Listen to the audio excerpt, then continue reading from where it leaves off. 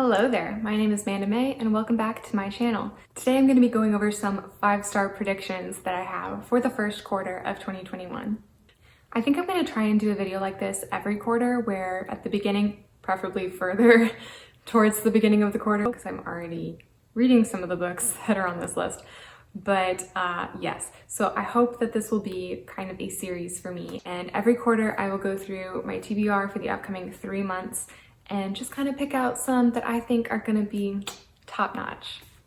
Oh, you know what? The book I need is in the bedroom. Oh no, and 2 of them? Okay, 3 of them? Oh God, let's see. Let's go get those. Books acquired. Okay, here we go. So like I said, normally I will not have started any of the books that are going to be on my 5-star predictions list, but since I'm doing this kind of late in January, some of these books I have already started, and so I'm kind of cheating in that way. I already have a feel for the books, some of them, not all of them. I already have a feel for some of these books and how they might go, but they're going to be on this list anyway. And we're going to start with, shocker, The Hero of Ages by Brandon Sanderson, book 3 in the Mistborn trilogy. Everyone loves this book. Everyone loves this trilogy. I have recently heard some really good things about how the series ends, and so I'm really excited and also kind of scared that it's been hyped too much and that I maybe won't feel quite as enthusiastic as some of the other people who I've been talking to. So we're gonna see, but I think this is gonna be a 5-star book, and honestly a 5-star series overall. For perspective, I am this far, how do I do this? I'm this far into the book. It's a little less than half. I'm a little less than halfway through the book. So because this is book 3, I can't say a whole lot about the premise of this book, but in general, for the series, it is about a band of thieves who are trying to overthrow the evil Lord Ruler who's ruled for 1,000 years. Yeah, he's old. It's the same ruler for the past 1,000 years. And the ruler's background is that back in the day, there was a hero of ages who was prophesied to defeat this great evil darkness, and he failed. So the world was left with a terrible ruler and lots of bad things happened. The world's really depressing.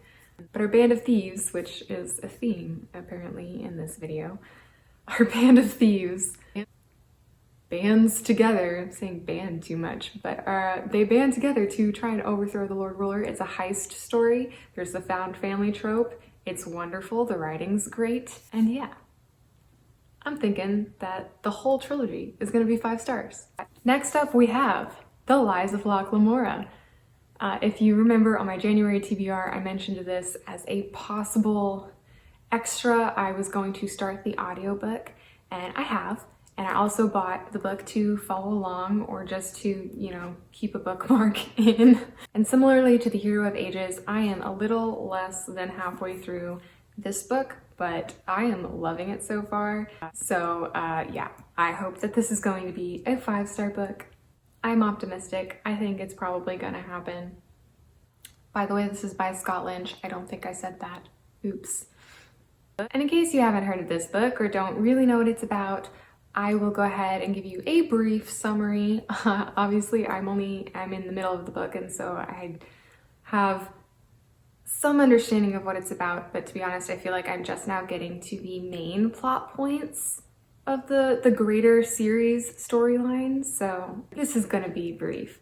Lamora is a thief. He has been thieving all his life. He's really good at it, and he is part of a band of thieves. So he has kind of a found family, which we love to see. And this book focuses heavily so far on friendships. There's really no romance in it, yet at least. But I really like the banter between the band of thieves, or the thieves and anybody they interact with, the people they're swindling, their bosses, all that. I love good banter. Always love it when books have good dialogue, intelligent, smart dialogue. I guess I just love genius characters. Really, that's what it is. I love it when a character is some sort of genius. In this case, Lamora is a genius at thievery. I'm also loving how morally gray these characters are. That's like a buzzword right now on BookTube, but I'm falling into the category of people who really like morally gray characters. What are you gonna do? The next prediction I have is Fireborn by Rosaria Menda. And to be honest, I put this book on the list before I started reading it, and I am currently, let's see, why don't I have a bookmark? There it is. I'm almost 150 pages in and starting to doubt whether or not I'm gonna give this 5 stars. It might be close to a 4-star, but you know, it's only 150 pages. It's like maybe a third of the way done, so I guess it could turn into a 5-star. So I'm gonna keep it on this list because I've heard such great things about it. I want to love it. I think it has the potential for me to love it, so we're gonna keep it on the list. Fireborn is a highly political fantasy with dragons, if you couldn't tell by the cover. And I also like to compare it to Anastasia in that one of our main characters was royalty, but his family kind of sucked, and so people rose up and murdered his whole family, overthrew the government, but he escaped and nobody knows who he is. He's grown up an orphan and has been sort of in hiding, I guess, as to his real identity. But he befriends a fellow orphan whose entire family was actually killed by his family, and they don't necessarily know each other's backstories, or I guess he knows hers, but it's not acknowledged whether she knows his. Anyway, there's tension about it, but we go through them training to become dragon riders, and I'm sure we're gonna come up to some major conflicts that it's gonna, I'm guessing, test their friendship, maybe romance, I'm not sure, we'll see. But I'm thinking this book has the potential to be 5 stars, hence why it's on this list. I'm gonna take the dust jacket off.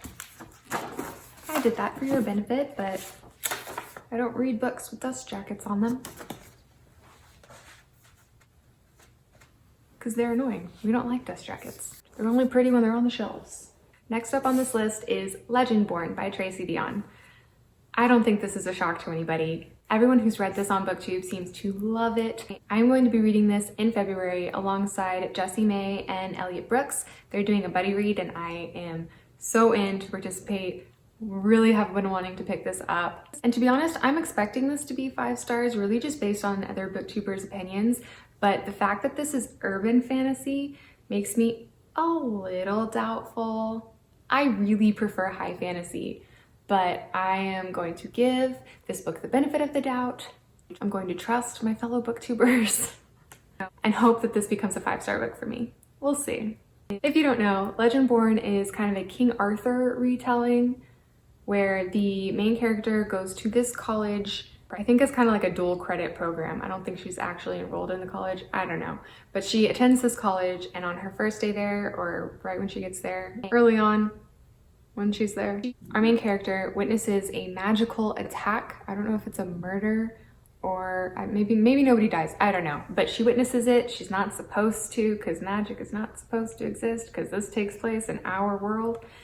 So her memory is erased by the people who were involved, only surprise, she ends up remembering everything, supposedly. I think I'm saying that right. So she gets sucked into the university's magical society of some sort, and I don't know how it really relates to King Arthur. I think they are descendants of some sort, maybe? I'm gonna find out. Mostly this book is on this list because of other booktuber reviews. I'm gonna take their word for it that it's amazing until proven otherwise. Hopefully it's not proven otherwise, hopefully. I love this as much as they do, because why wouldn't you want to love the books that you're reading? By the way, this list is in no particular order. I kind of went in order of when I'm reading them.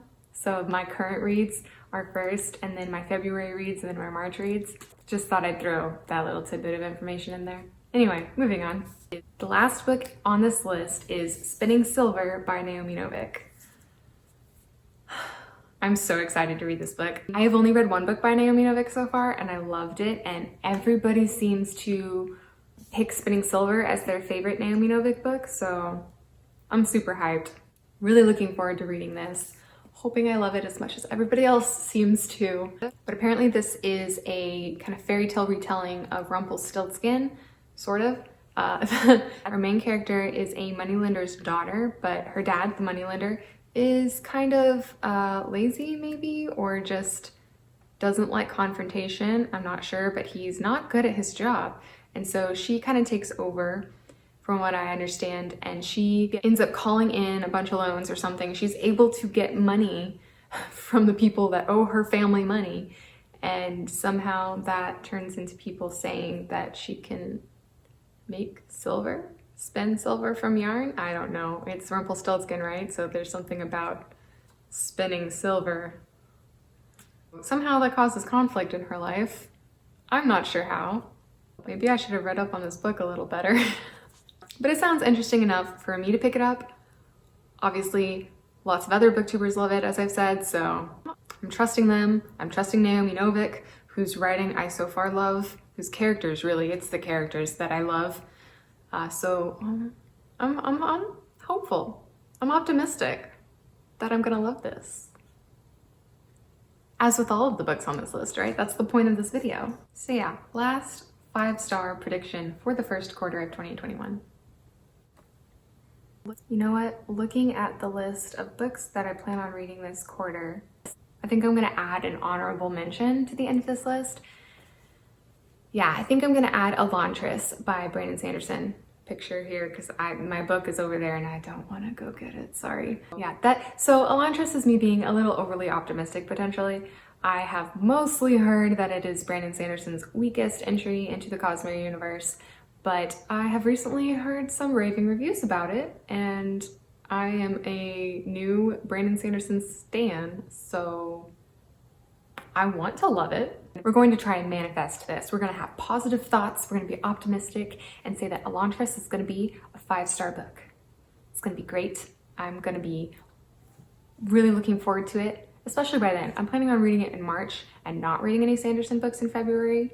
So maybe that break, distance makes the heart grow fonder. Maybe by then I'll be itching to read another Sanderson book, and that'll help Elantris in my developing my opinion of it. I don't know, it could happen. Well, that's all I have for you today. So if you like this video, please give it a thumbs up. If you would please subscribe, I would really appreciate it. You can also hit that bell icon to be notified whenever I post new videos.